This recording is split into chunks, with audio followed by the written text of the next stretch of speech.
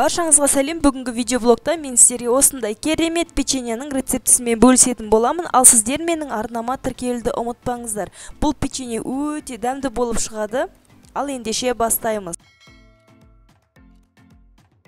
Ең алдымен бір жұмыртқаның ағын алып аламыз, сарысын бөлек қойып қоятын боламыз. Ал ағын алып, оны кішкене араластырып, көпіртіп аламыз.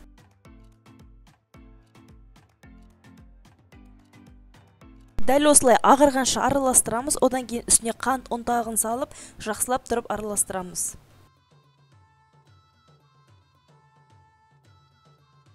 Қант пен жұмыртқамызды араластырып болдық, енді оның үстіне бөлме температурасындағы майымызды салып, тағы да жақсылап тұрып араластырамыз.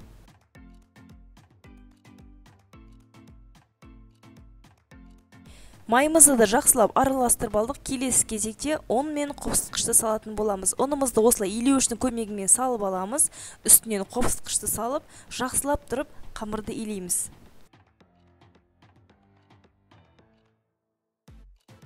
Бастапқыда мен осылай вилкамен араластырып алдым. Кейіннен қолмен әдемілеп қамырды иледім.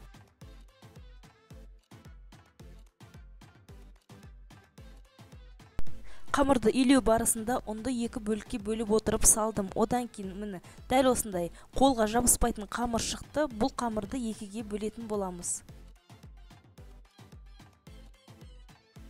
Бір бөлігін бөлек қойып қоямыз, ал екінші бөлігіне какао ұнтағын салатын боламыз.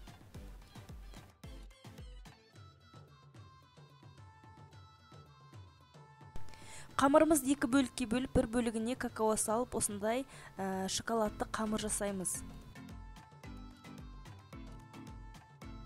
10 минутта екеуін тындырып қойып қоямыз.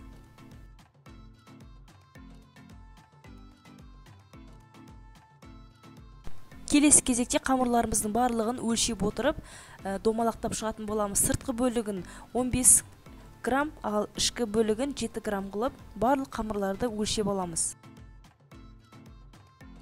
Қамырлардың барлығын өлшеп, осылай домалақтап дайындап алдым. Келесі кезекте 15 граммдық үлкен қамырдың ішіне осындай 7 граммдық кішкентай қамырларды салып, домалақтап шығатын боламыз.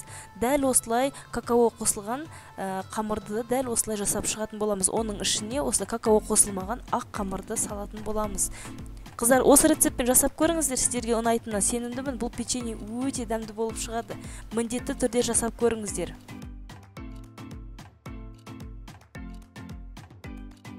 Барлық қамырларымды домалақтап дайындап алдым. Енді оны пергамент қағазына араларын алшақ-алшақ етіп, осылай орналастырып шығамыз. Одан кейін үстінен осылай вилкамен узорды жасаймыз. Одан кейін үстіне жұмыртқаның сарысын жағып, алдын ала қызып тұрған пеште 180 градуста 20-25 минут аралығында пісіреміз.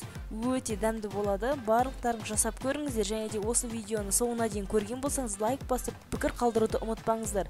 Басқа да достарыңызға осы видеоны таратып, менің каналымда белсенді болуларыңызды сұраймын. Келесі видеода кездескенше сау болыңыздар.